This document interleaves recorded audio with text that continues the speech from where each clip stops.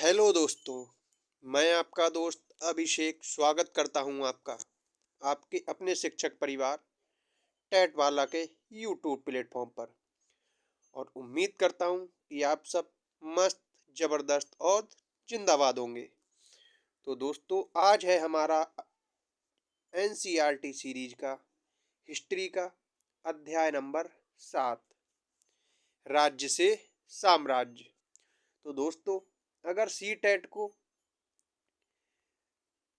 अच्छे अंकों से पास करना है तो उसके लिए हमें एसएसटी वाले पोर्शन में एनसीईआरटी की तीनों बुक, हिस्ट्री, पॉलिटी और ज्योग्राफी, तीनों को अच्छी तरीके से पढ़ना है और उसकी एनसीईआरटी पर अच्छे से वर्क करना है, क्योंकि सी टेट एनसीईआरटी से कभी बाहर नहीं जाता है। अगर आप डीपली पढ़ रहे हैं और एनसीईआरटी से आप बिल्कुल नहीं पढ़ रहे हैं तो आपका सी टेट का पेपर क्लियर नहीं होने वाला।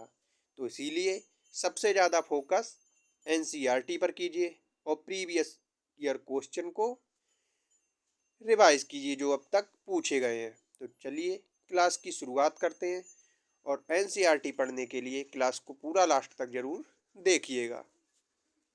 तो आज का हमारा चैप्टर है राज्य से साम्राज्य और इसकी शुरुआत होती है रोशन के रुपए से। जन्मदिन पर रोशन को दादाजी ने नोट दिए और उसे ने उन्हें अपने हाथ में दबा रखा था। उस एक नया सीडी खरीदने का बहुत मन था, लेकिन वह बहुत बिल्कुल नए कड़क नोटों को देखकर और छूकर महसूस करना चाहती थी। तभी उसने पाया कि सभी नोटों में दाहिनी तरफ गांधी जी का मुस्कुराता हुआ चेहरा बना हुआ है और बाईं तरफ छोटे छोटे शेर चित्रित थे। तब उसके मन में सवाल आता है कि आखिर यहाँ शेर क्यों बने हुए हैं, और वह सोचती है कि यहाँ पर शेर किस लिए बनाए गए हैं। तो चलिए यहाँ से हम क्लास की शुरुआत करते हैं। हम जिन शेरों के चित्र के माध्यम से रुपए पैसों में देखते हैं उनका एक लंबा इतिहास है और उन्हें पत्थरों को काट कर बनाया गया और फिर उन्हें सारनाथ में एक विशाल स्तंभ पर स्थापित किया गया। इतिहास के महानतम राजाओं में से एक थे अशोक, और अशोक के निर्देश पर इसके जैसे कई स्तंभों और पत्थरों पर अभिलेख उत्तीर्ण किए गए। और इसके लिए हम ये जानते हैं कि अभिलेखों में क्या लिखा है। ये समझने की कोशिश करें कि उनके राज्य को साम्राज्य क्यों कहा जाता है। आप देख सकते हैं अशोक के स्तंभ को। अशोक जिस साम्राज्य पर शासन करते थे उसकी स्थापना उनके दादा चंद्रगुप्त मौर्य ने लगभग 2300 साल पहले की थी, यानी कि 300 बीसी में की थी।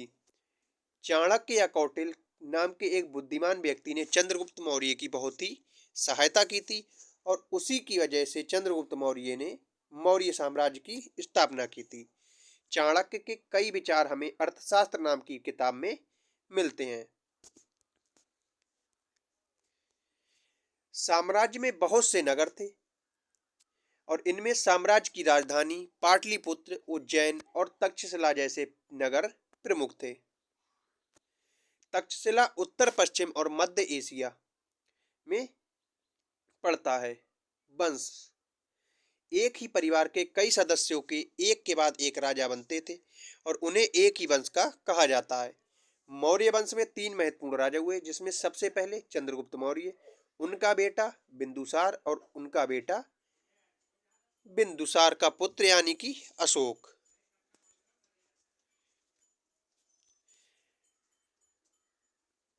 दूसरी तरफ उज्जैन उत्तरी भारत से दक्षिणी भारत जाने वाले रास्ते में पड़ता था और शायद नगरों में व्यापारी, सरकारी अधिकारी और शिल्पकार रहा करते थे। साम्राज्य के बहुत बड़े क्षेत्रों में किसानों और पशुपालकों के गांव बसे हुए थे और मध्य भारत जैसे इलाकों में ज्यादातर हिस्सा जंगलों से भरा हुआ था। वहां पर लोग फूल, फल फूल का संग्रहण करते थे और जानवरों का शिकार करके जीविका को चलाते थे। साम्राज्य के अलग अलग इलाकों में लोग भिन्न भिन्न भाषाएं बोलते थे और वे लोग शायद अलग अलग प्रकार का भोजन करते थे और यहाँ तक कि अलग अलग किस्म की पोशाकें भी पहना करते थे। मौर्य साम्राज्य उस युग के प्रमुख नगर और अभिलेखों की प्राप्ति। तो जो ब्लैक ब्लैक सर्किल में बने हुए हैं वो सभी मौर्य साम्राज्य के प्रमुख नगर और अभिलेखों की प्राप्ति के स्थल हैं, जिनमें तक्षशिला, पाटलिपुत्र वर्तमान पटना, उज्जैन मध्य प्रदेश में, उज्जैन, और उसके बाद और जो रेड कलर से दिखाए गए हैं वो महत्वपूर्ण अभिलेखों की प्राप्ति हुई, जैसे कि ब्रह्मगिरी, एरागुड़ी, जागौर, धौली, सोपारा, गिरनार, पनगुरिया, सांची, रूपनाथ, गुज्जर, कौशाम्बी, इलाहाबाद, सारनाथ, लुम्बिनी और बहुत सारे जगह हैं जहां से स्तंभों की प्राप्ति हुई है। अब बात करते हैं कि राज्य साम्राज्य से कैसे भिन्न होते हैं। क्योंकि साम्राज्य राज्यों से बड़े होते हैं और उनकी रक्षा के लिए बड़ी सेनाओं की जरूरत होती है, इसीलिए सम्राटों को राजाओं की तुलना में ज्यादा संसाधनों की जरूरत होती है और इसी कारण उन्हें बड़ी संख्या में कर इकट्ठा करने वाले अधिकारियों की भी जरूरत होती है। साम्राज्य का प्रशासन। मौर्य साम्राज्य बहुत बड़ा था और इसीलिए अलग अलग हिस्सों पर अलग अलग ढंग से शासन किया जाता था। पाटलिपुत्र और उसके आसपास के इलाकों पर सम्राट का सीधा नियंत्रण होता था और इसका मतलब यह हुआ कि इस इलाके के गांवों में और शहरों के किसानों, पशुपालकों, शिल्पकारों और व्यापारियों से कर इकट्ठा करने के लिए राजा अधिकारियों की नियुक्ति करता था और जो राजा के आदेशों का उल्लंघन करते थे अधिकारी उनको सजा देते थे। इनसे कई अधिकारियों को वेतन भी दिया जाता था।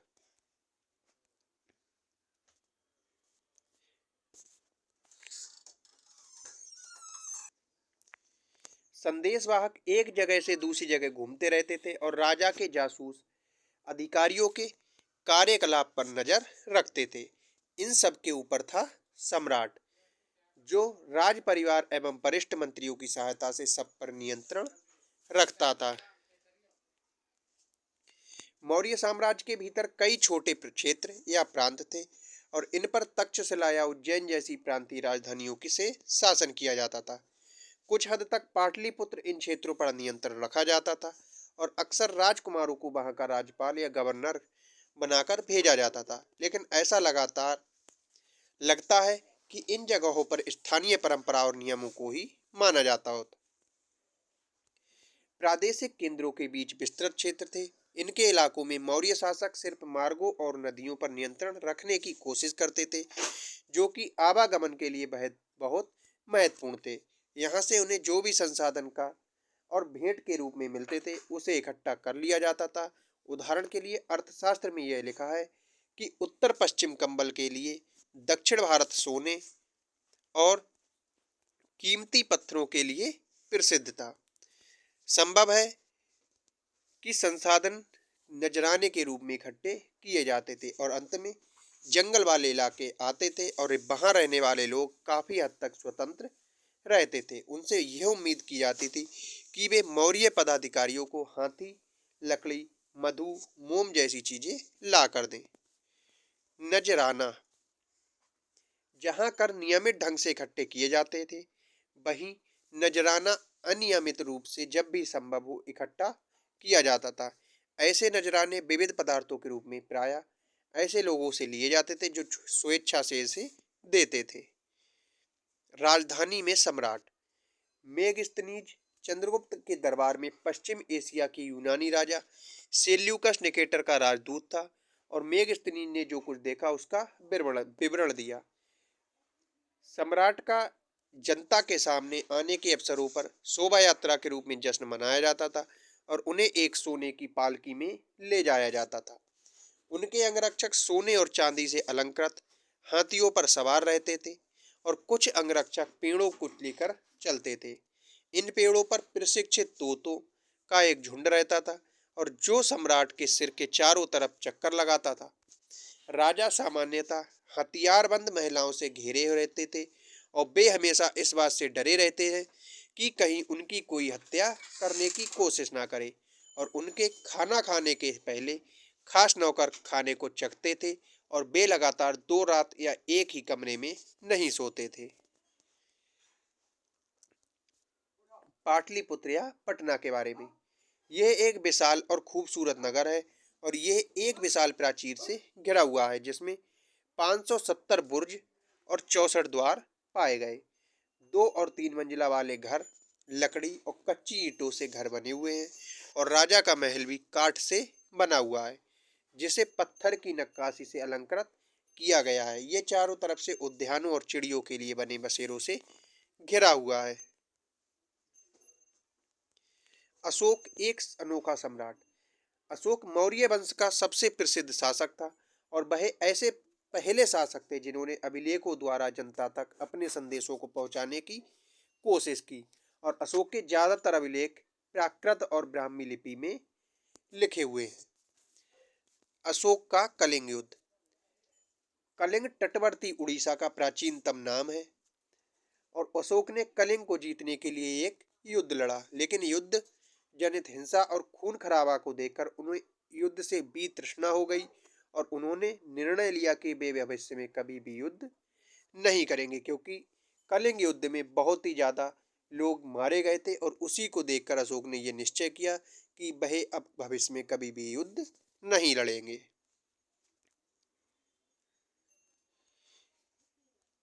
कलिंग के युद्ध का वर्णन करता हुआ अशोक का एक अभिलेख।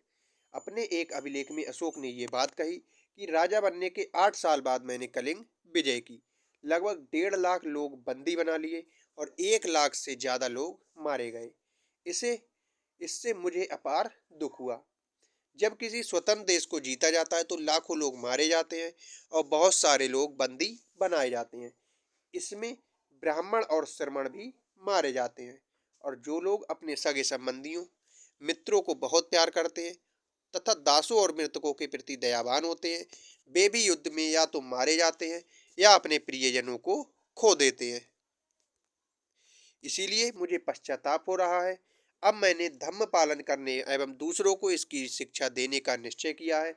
मैं मानता हूँ कि धम्म के माध्यम से लोगों का दिल जीतना बलपूर्वक विजय पाने से ज्यादा अच्छा है, और मैं ये अभिलेख भविष्य के लिए एक संदेश के रूप में इसीलिए उत्कीर्ण कर रहा हूँ कि मेरे बाद मेरे बेटे और मेरे पोते भी युद्ध ना करें। इसके बदले उन्हें ये सोचना चाहिए कि धम्म को कैसे आगे बढ़ाया जाए। धम्म संस्कृत शब्द का धर्म का प्राकृत रूप है।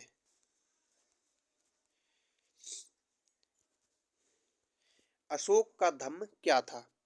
अशोक के धम्म में किसी देवता की पूजा अथवा किसी कर्मकांड की आवश्यकता नहीं थी। उन्हें लगता था कि जैसे पिता अपने बच्चों को अच्छे व्यवहार की शिक्षा देते हैं, वैसे ही उनका ये कर्तव्य था कि वह अपनी प्रजा को निर्देश दें। वे बुद्ध के उपदेश से भी प्रेरित हुए थे।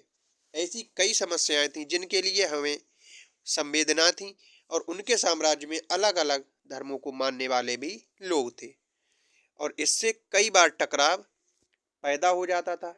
जानवरों की बलि चढ़ाई जाती थी और दासों और नौकरों के साथ क्रूर व्यवहार किया जाता था।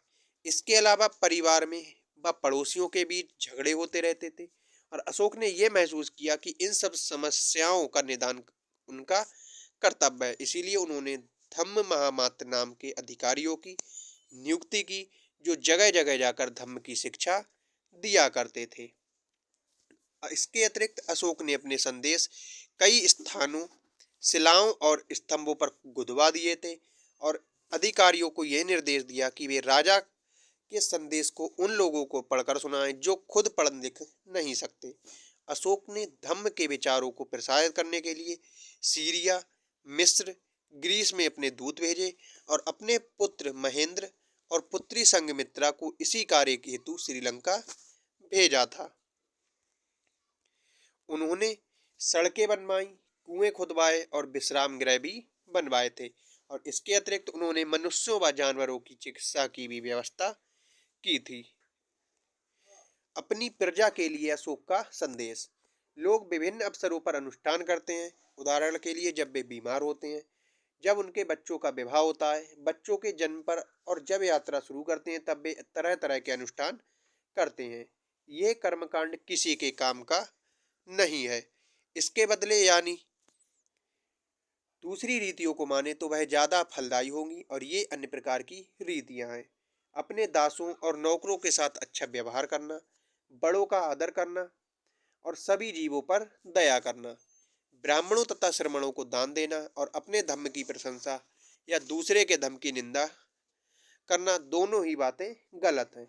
हर किसी को दूसरे के धर्म का आदर करना चाहिए, और यदि कोई अपने धर्म की बड़ाई और दूसरे के धर्म की बुराई करता है तो वह बात सब वास्तव में अपने धर्म को ज्यादा नुकसान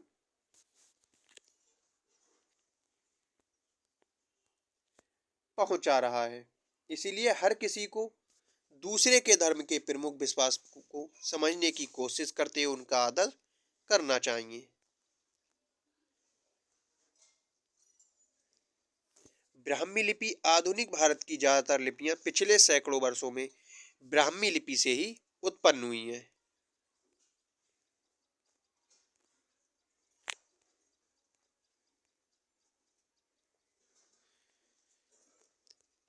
ये आपके प्रश्न है कि कल्पना करो कि तुम कलिंग में रहती और तुम्हारे माँ बाप को युद्ध में काफी दुख उठाने पड़े हैं। अभी अभी अशोक के दूत धम्म के नए विचारों को लेकर आए हैं। आप अपने माता पिता और संदेशवाहकों के बीच क्या भी बातचीत का वर्णन करेंगे? तो ये हमारा आज का पार्ट कंप्लीट होता है, और आई होप आपको ये बहुत ज़्यादा हेल्पफुल साबित होगा। इसमें कुछ महत्वपूर्ण तिथियां हैं कि मौर्य साम्राज्य की शुरुआत कब हुई थी, तो 2300 साल पहले, यानी कि लगभग 300 BC में। तो आई होप क्लास आपको अच्छी लगी हो। क्लास अच्छी लगी हो तो क्लास को लाइक, और चैनल पर नए हो तो चैनल को सब्सक्राइब जरूर कर लें।